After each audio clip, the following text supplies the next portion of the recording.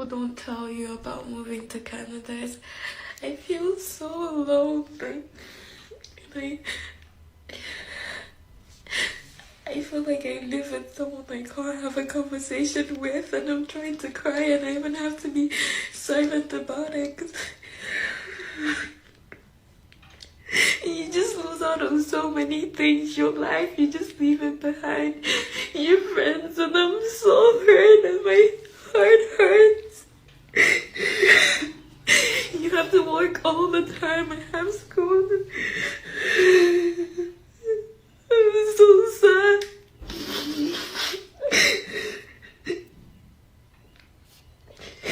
I'm hurting so much. I don't have any friends.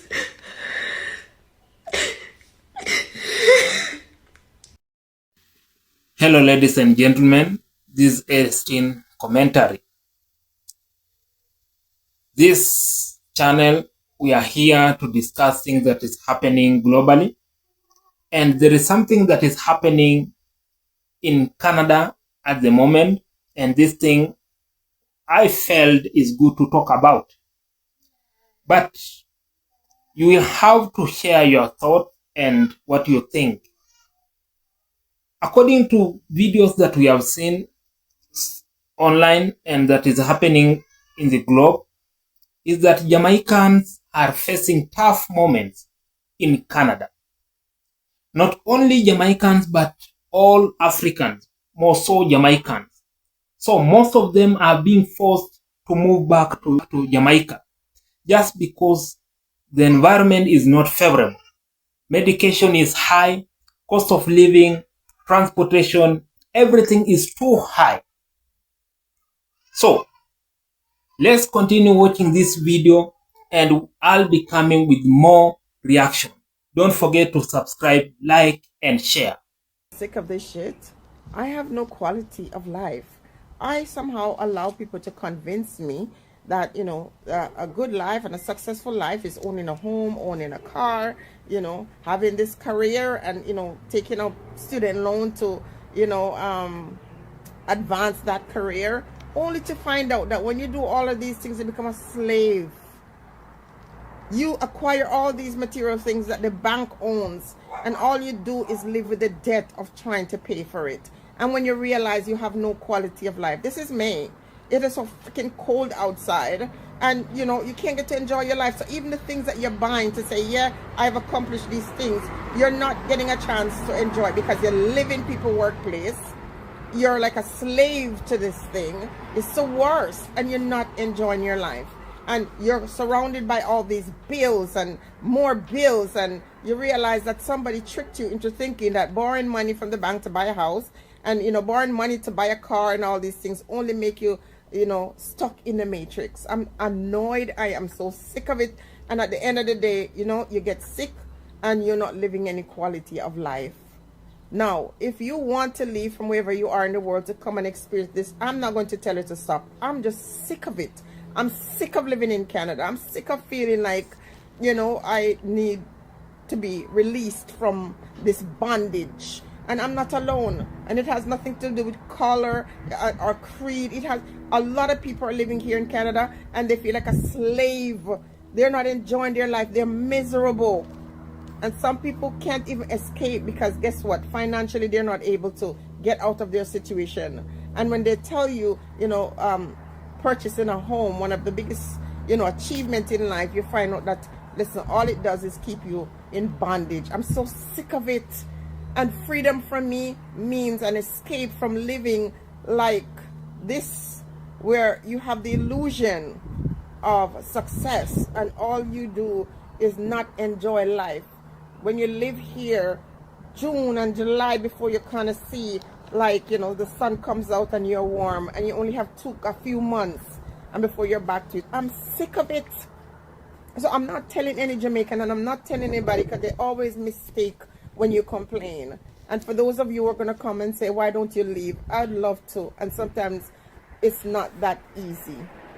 When you get to my age and you put in so much time and you work hard to achieve certain things, and when you see it slipping through your hand, if you don't stay on the plantation, it is very scary. So you end up staying longer than you should. I'm sick of this life. Canada is not the place it used to be.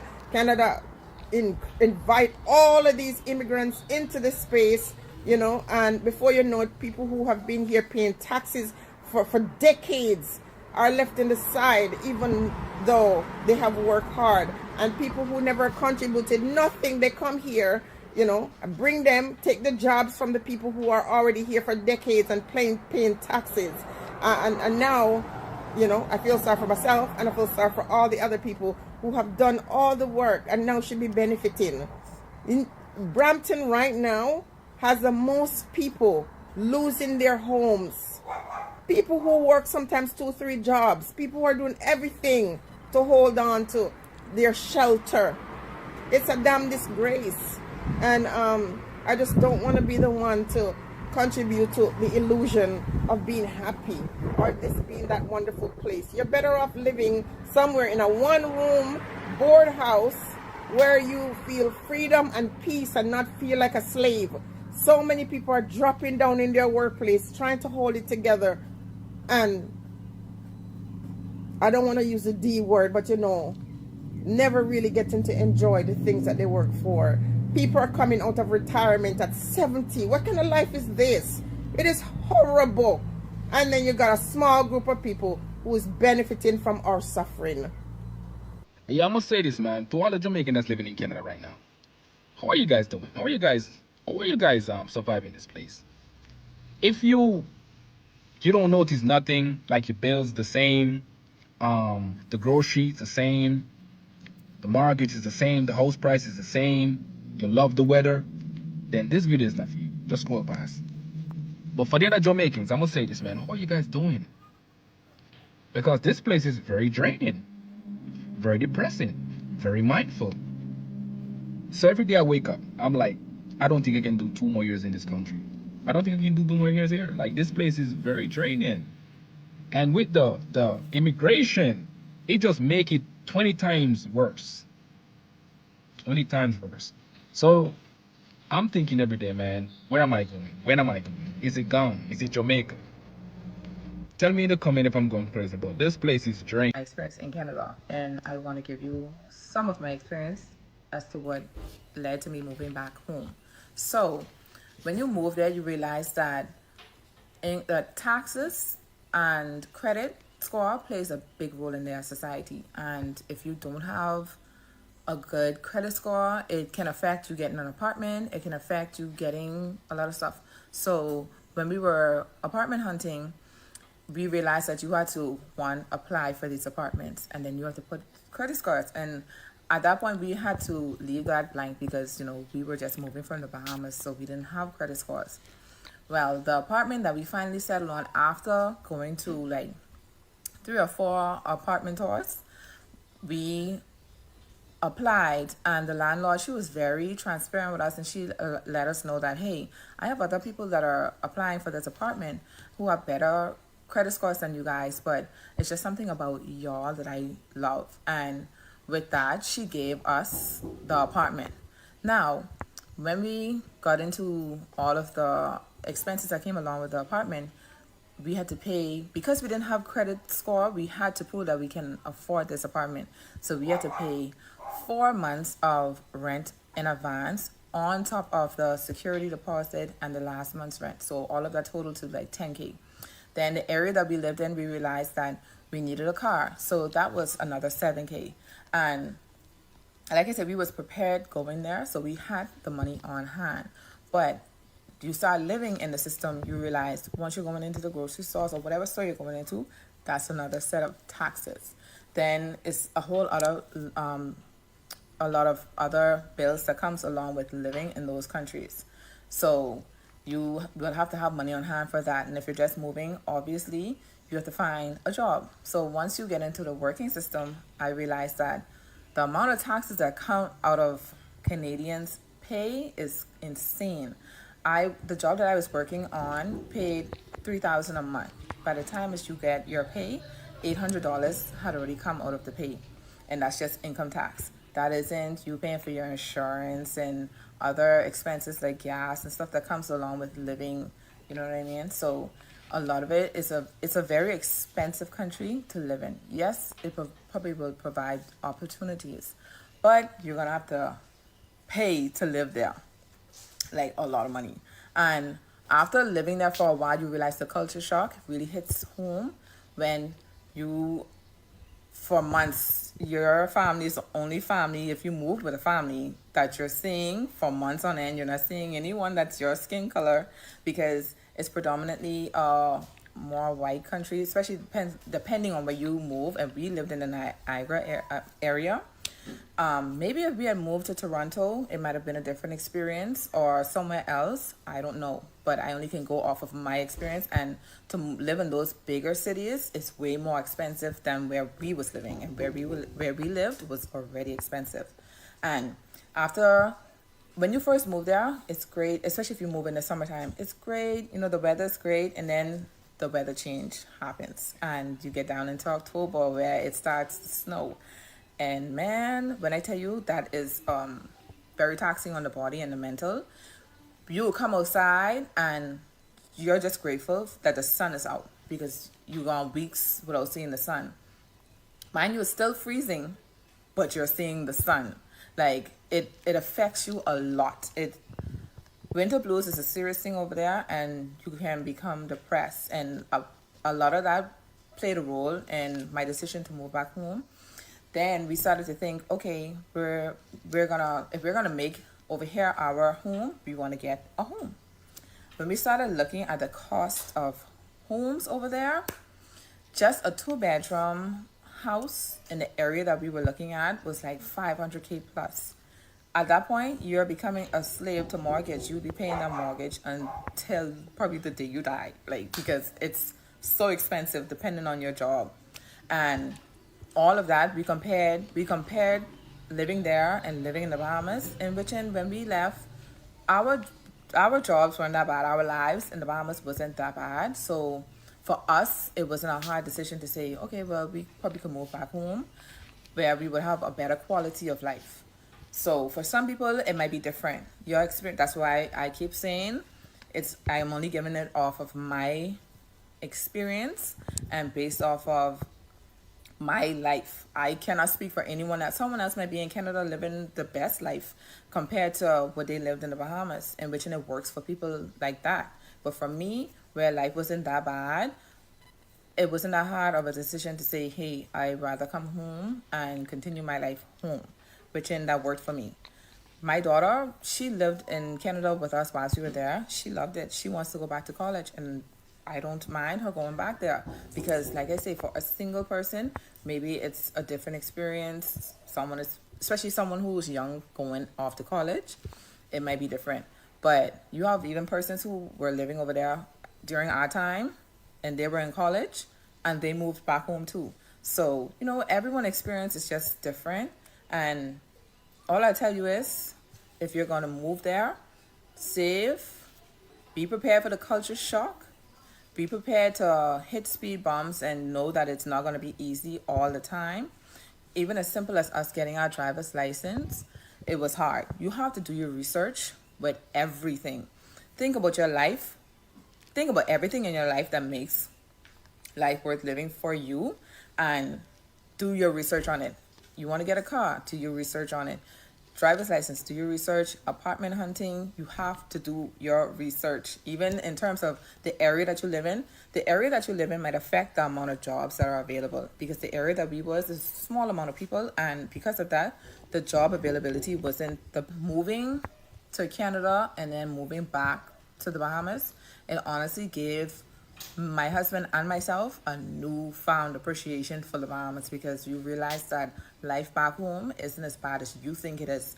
But sometimes you have to move in order to realize that. And for us, we was able to get our scratch our itch and go over there, live for a little while, and then come back home. And life home is great for us. Like, we were able to move back home, get our home. We're now, you know, we have a kid, another child, and it's not as bad as we thought it would have been.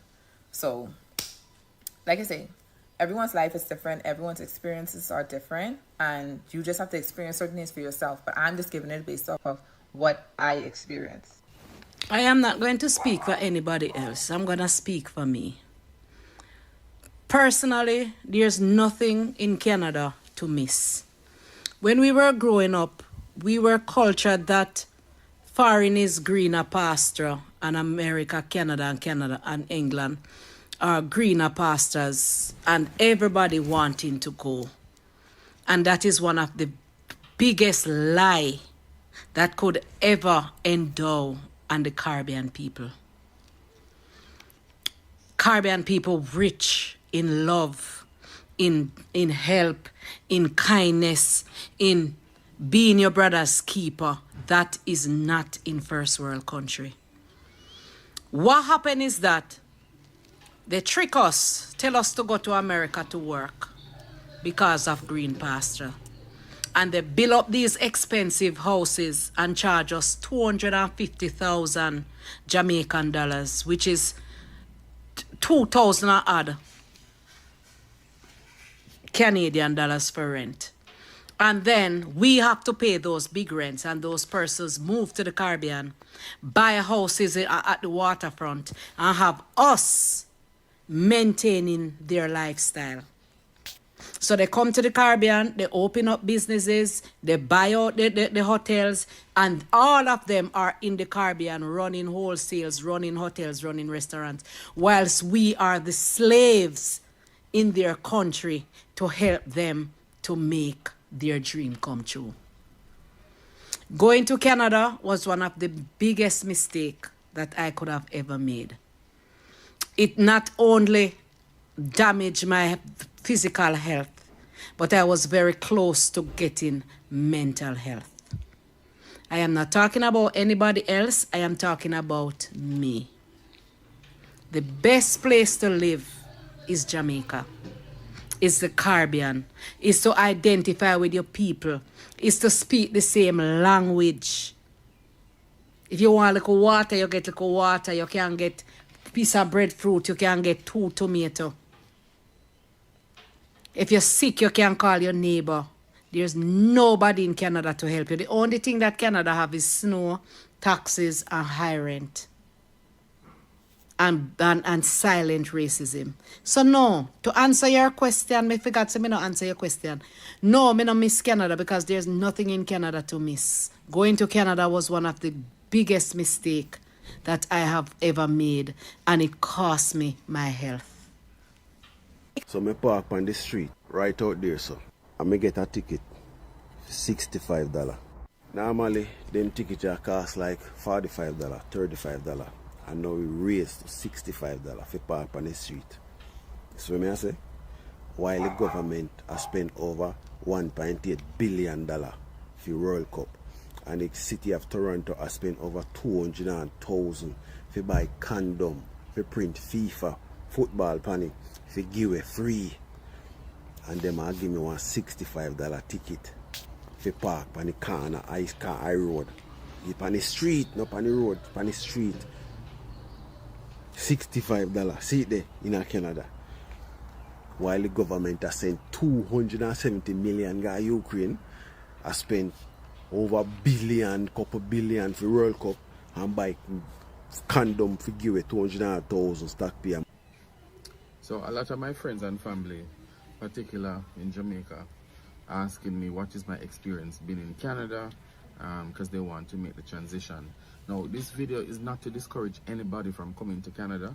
If you feel like Canada is a place that you want to come and live and, you know, start your family, feel free. Don't let this discourage you. But I want to share the realities of Canada. I've been here for the last almost 6 years, and Canada has been, it's different. From after COVID, Canada has changed significantly in a number of areas. And I'll speak to some of the areas that I think Canada changed a lot in. When it comes down to taxes, Canada, I think, have one of the highest taxes in the world. So the more money you earn, the more tax you pay in Canada. It's like the higher you climb is the higher the government take money out of your pay. So you're paying I'm up to 47% of your income in Canada that goes to tax. So it's very, very, very, very tax heavy in Canada. The other thing that I noticed in Canada is that after COVID, the price of food went right through the doors. Like literally, you can go to supermarket with 100 Canadian dollar and you come out back with absolutely nothing. Just two, probably, if you get 2 bags with $100, you get a lot. Food over the last 2 years, particularly 3 years, skyrocket high. The cost of living versus what you're getting for your pay, what you're getting for to buy for food, absolutely ridiculous. The other thing is rent. Now, Canada have this. So before COVID, you could get a 2-bedroom for like 1,100 Canadian dollars, $1,200. Now, after COVID, the same apartment, the apartment that I live on, I got my apartment before COVID, so I got in a very comfortable rate for a 2-bedroom apartment. Now, I have some friends who moved from Jamaica, and there are some vacancies on this apartment, and they live here, and they're paying $1,800 for the same 2-bedroom. And when they move, the landlord charging $2,200 for the same 2-bedroom. So rent in Canada, it's very, very, very expensive. When you talk about the healthcare, now Canada have free healthcare because they use the taxes that we pay to provide free healthcare. But when you go to the hospital, it's no different from underdeveloped country where you're waiting hours and hours and hours and hours and hours, like literally waiting for 8 hours. You go to the hospital from 7 a.m. in the morning, you're not getting through, and I kid you not, you're not getting through until around maybe 4 or 5 o'clock in the evening. That's when you actually get to see a doctor, because there is a shortage in the healthcare workers. There is no doctor, and you can't go to a private doctor. You can't say, all right, you have your money, so you're going to go to a private doctor. Canada not deal with private doctor. The rich, the poor, everybody goes to one hospital. Furthermore, you can't even get a family doctor. There's a 6 months waiting list to even get a family doctor here in Canada. The other challenge with the reality of Canada is, honestly, Canada boring. Canada boring. There is nothing to do. It's good when you have like your own community, that you can have that level of culture. You know, you have your Jamaican community, you have the other ethnic groups who have their community. Community is big. If you don't have a community in Canada, man, Canada is boring. Now have nothing to do. So I'm grateful that here we form a nice little community where people can display culture, you can talk your language, you can cook your food, and you just feel Jamaican. Without that being present, Canada boring. So a lot of people just work in Canada and save them money so that they can travel to different countries. That's what I've been doing over the last couple of years. Like me, I can't stay 12 months in Canada. It's not possible. It's not possible. Yeah. So at the end of the day, Canada is still good in some instances where, you know, the crime and violence is not as bad. They have good gun laws, but overall, if you're not a strong person, if you don't have community and you don't have the support, Canada is very, very depressing. And grateful to be here, and I'm not discouraging anybody from coming. You can come and you may find it to be good. The other thing is I want to mention is that with this current government, what they're doing, they're reversing a number of the immigration programs that they had for people to get easy access in Canada. So a lot of temporary residents, a lot of people going back to their countries. Trust me, if you do the research right now, a lot of people going back to their countries because people just cannot afford to live in Canada anymore, or the government make it so difficult for persons now to obtain permanent residence in this country. But still grateful to be here, but I just wish things will change soon. That's just my reality of Canada. Yo, too much Jamaicans there at Toronto. For other Jamaicans there at Toronto are struggle and can't get no job. Too much Jamaicans there at Toronto. For other Jamaicans they at Toronto are struggle and cannot get no job. See, Toronto have the largest Jamaican population in Canada. And a lot of Jamaicans down there are struggle right now, so they don't know nobody. See? And them are reach out to other Jamaicans to help them to get a job, and them can't get no job. See? Either under the table job, them can't get nobody when know nobody if you can't make them get an under the table job, or job legal work what they can do on the books. See? A lot of man tell me say, yo brother, me have my papers whatsoever, but me can't get no link to no work in a Toronto. And so much Jamaican down at Toronto. What did that Toronto do? As be selfish to each other. Me think say Jamaican down at Toronto supposed to help other Jamaican to get work in a Canada. I won't go on with down at Toronto. Jamaican men are depressed over here in Canada. Listen, can we talk about how a Jamaican man can get depressed when he comes to Canada?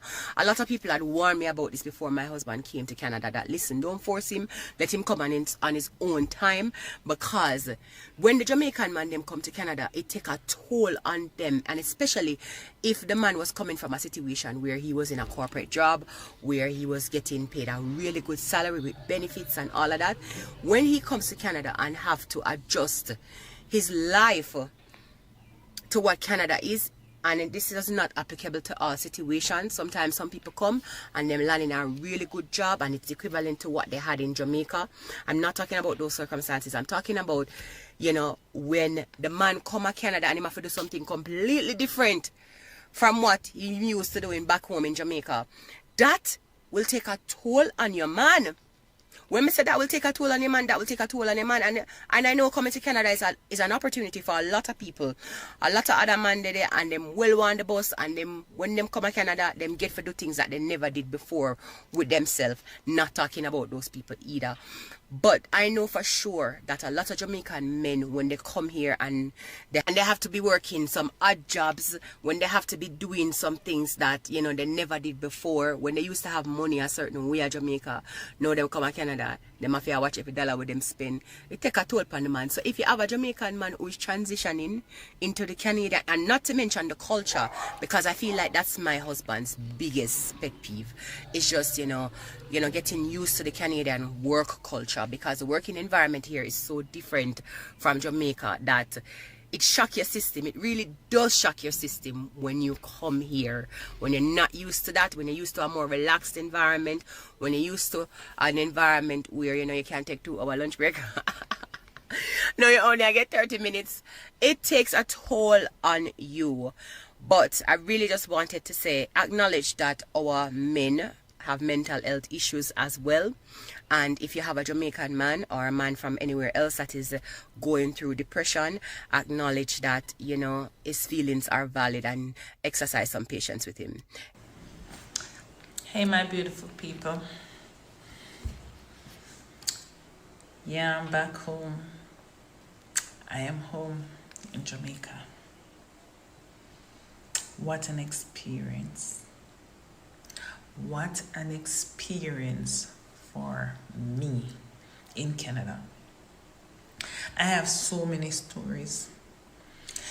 I have so many stories to give. I really and truly like Canada. Differently from the cold, I really like Canada. But you know, coming back to Jamaica, I must say, we as Jamaican who have people living in Canada, we must not take them for granted. You know, we must not take them for granted. They are going through a lot, and a lot is going through them. Because you see, even though it is snowing and I'm driving on the road, and when you're driving on the road, I see people going to work.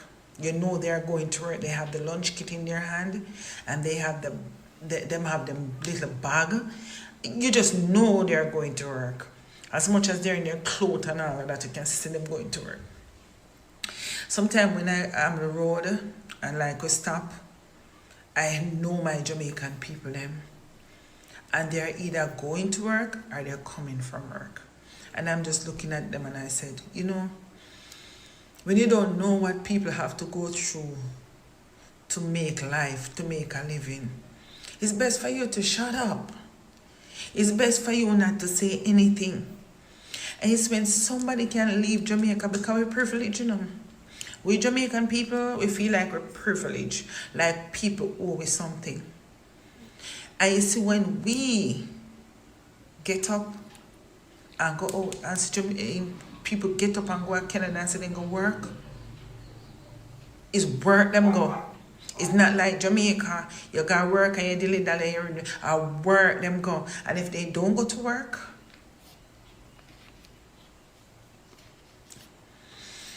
we must appreciate them. I have so many stories. Now, have you ever think about traveling to up country?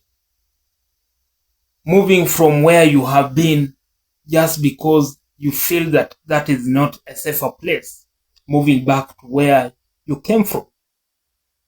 This is what is happening in Canada right now. For decades, Canada has represented hope to every person from the globe. It has been seen as a place where hard work is rewarded, where families can build a better future, and where opportunities are greater than those available back home.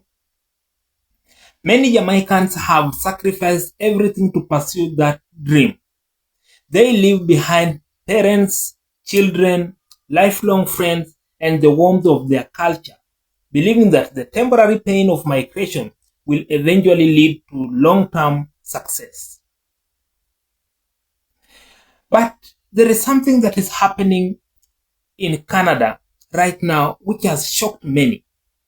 One of the first shocks many newcomers face is the overwhelming cost of living. On paper, Canadian salaries may appear impressive, especially when converted into Jamaican dollars. However, those earnings quickly disappear into rent, mortgages, insurance, transportation, taxes, groceries, childcare, and other daily expenses. But initially, looks like financial progress can become a constant struggle just to keep up with monthly bills. Many people work incredibly hard yet still feel as though they are standing still. The video also highlights another painful reality. Employment does not always match expectation. Many immigrants arrive with years of education, professional training, and valuable experience, only to discover that finding work in their chosen field is much harder than anticipated. Some are told they need Canadian experience before they can be considered, creating a frustrating circle that forces many to accept lower paying jobs simply to survive. As a result, countless newcomers work 2 or even 3 jobs. Their days begin before sunrise and end after dark. While they may appear successful from the outside, the private reality often includes physical exhaustion, emotional stress, and very little time to enjoy the life they worked so hard to build. Yet financial challenges are only part of the story. Migration also carries an emotional cost that is rarely discussed. Leaving Jamaica country and Jamaica people means leaving behind more than a place. It means leaving behind a way of life. Family gathering becomes video call. Celebration becomes memories. Everyday moments becomes once brought joy are replaced by long working days and unfamiliar surroundings. For many, loneliness becomes one of the greatest challenges of all. Now, there is many things that is happening here in Canada that I cannot allow or I don't wish anyone else to go through.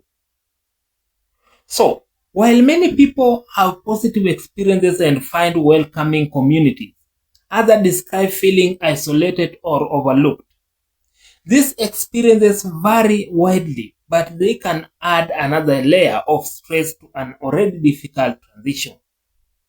Another challenge that often surprises Caribbean immigrants is the Canadian winter. For people who grow up surrounded by sunshine, warm temperature and outdoor living, months of freezing weather and limited daylight can have a significant impact. Seasonal depression, reduced energy, and feeling of isolation becomes very real struggle for some individuals. The weather affects more than comfort. It can influence mental health and overall quality of life. We have another thing as healthcare. Healthcare is another issue because when it comes to healthcare, people have different means of the way they earn. We have those stages. We have someone who has a lot of money. We have those who have little and others can pay whatever they want. But here in Canada, things are different. As long as you are a black person, the health system does not favor you. If people are being paid or are supposed to pay $7 towards something or toward medication, for example, you'll have to add something because you are not a Canadian person. You are a foreigner, and the worst thing is that you are a black person. So being an African does not mean that you are inhuman. You are just a human like any other person. So that is what is happening here in Canada. The system offers important benefits. The narrator described long waiting times and difficult finding a family doctor. Something like that. These experiences can be frustrating, particularly for newcomers who expect healthcare to be both accessible and immediate. Perhaps the most powerful part of the video is the personal reflection. After moving from the Bahamas to Canada in search of greater opportunity, they eventually chose to return home. Looking back, they believe that true success is not measured only by income or material possessions. Peace of mind, family connections, emotional well-being, and a sense of belonging all play an equal important role in living a fulfilling life. Importantly, the creator does not argue that people should avoid moving to Canada. Instead, the message is one of the preparation rather than discouragement. Immigration remains a path to success for many people, but success requires realistic expectations, careful planning, financial discipline, and emotional resilience. The documentary also asks us to appreciate those who have already made that journey. Many Jamaicans living abroad quietly carry enormous responsibilities. They support relatives back home, work long hours, and sacrifice personal comfort to their families can have better opportunities. Their struggles are often invisible, even to those closest to them, and ultimately, this discussion is not just about choosing between Jamaica and Canada. It is about understanding that every opportunity comes with sacrifice. No country is perfect, and no decision guarantees happiness. The most important thing anyone can do before migrating is to understand both the rewards and the realities. So expectations are grounded in truth rather than illusion. Now, what is your mind concerning this topic? Have you lived in Canada? Or are you considering making the move? Or what have you heard concerning this Canada? Maybe you have different story from what we are hearing right now. So, kindly please share your thoughts, share your mind, share what you have. What do you think about Canada? Is things that are being said here true, or is just a rumor? So, many things are happening in Canada, many things are happening in even other Western countries. Does not mean Canada alone, but even other Western countries, which I cannot mention, but there is a lot that is happening in those countries. So, maybe, is it only Canada that people have realized this, or it is almost everywhere? So, share your mind and let's continue discussing concerning this topic, and I'll really appreciate. Don't forget to like, subscribe, and share this esteemed commentary. Stay tuned and be blessed.